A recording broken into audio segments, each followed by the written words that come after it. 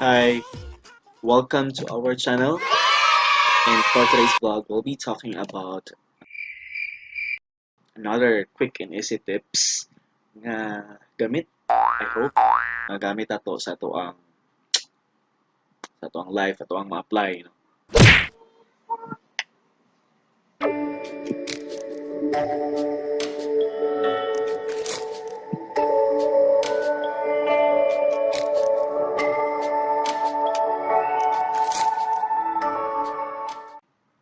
Yep.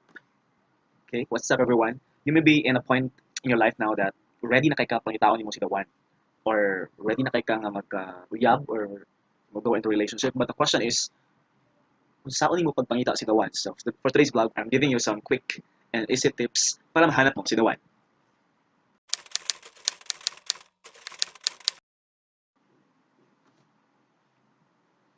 Okay? For number one, usa sa pinaka-basic nga tip is go out and live life. Of course, wala. Remember, wala ka na wala parehang pangitaon. So meaning to say,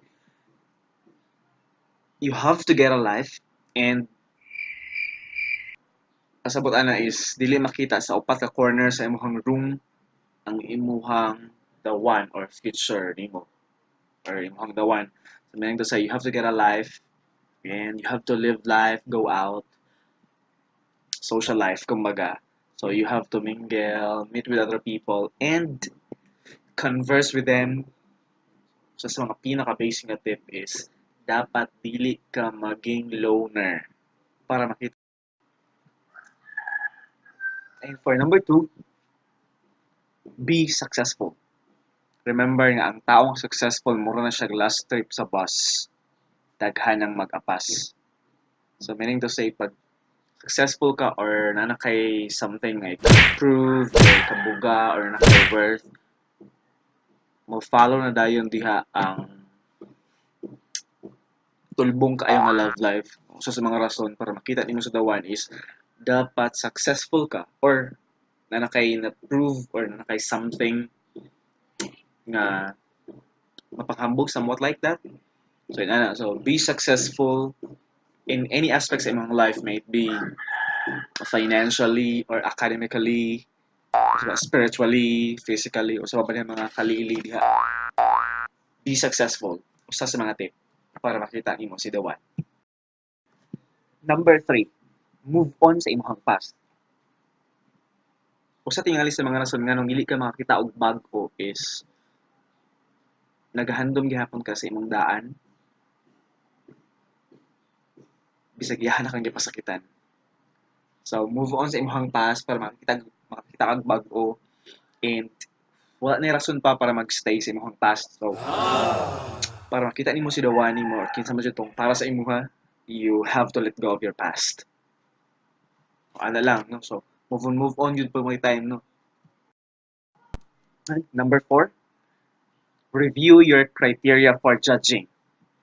Usa tingali sa mga rason nga nung wala pa ka uyab karon or dili gihapon nimo makita si the one is taas kayo ka og mga criteria for judging para sa imuhang mga mahimong uyab ba ka diha or partner in life.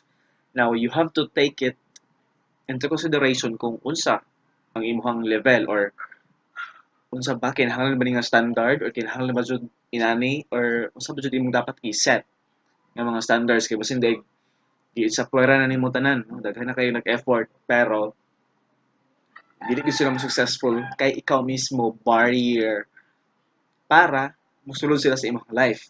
Siguro usa sa rason nganong dili ka or usa sa mga rason nganong wala pa nimo siya nakita or actually nakita na nimo siya pero nagpabuta-buta ra ka is taas kay kag standards. So time to review your criteria for judging diha. Unsa man ang imong mga criteria or mga standards.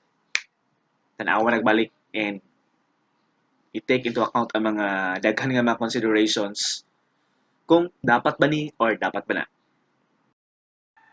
Okay, for the last tip, dili jud to mo okay tong upat. So, mo na gini kalima. No? Log in sa mga social dating sites. This may sound so pathetic and helpless, but sometimes it'll work. So, Sa mga tips para makita nimo si the one is kung dili jud makaya nga physical ang interaction or makita diha is social kuan na lang jud na social dating sites. So, kana laban lang jud diha sa mga pag-search diha sa diha ano mga match-match.